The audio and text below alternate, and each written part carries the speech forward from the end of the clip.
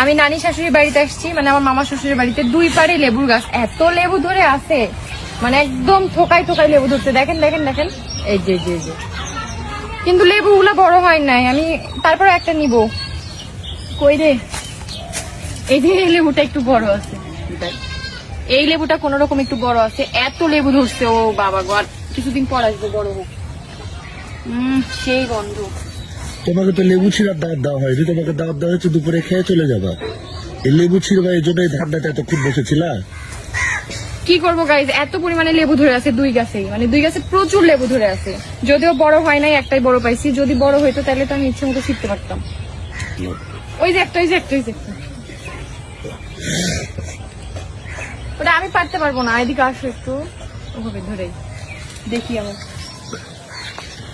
এবার এই যে একটা, এই যে একটা যে করলা, কই এটা? ওই যে ওই যে ওই যে, হ্যাঁ হ্যাঁ হ্যাঁ, ওইটা। এবার একটা খুব বড় ভিডিও করতে হবে। আমি আসছি আপনাদের ভাইয়ার নানির বাড়িতে। এই মানে পুরোটাই গ্রামে, বাট গ্রামের মধ্যে এত সুন্দর সুন্দর একটা ছোট্ট গ্রাম, এটা খুবই সুন্দর লাগছে। এগুলো নেওয়া যাবে না, তাই না বলো? না এগুলো নিও না। এটা নিবো, এটা না না নিও না, নিও না। কেন? এটা তো বড়ই আছে। আচ্ছা দাও, তাহলে দাও।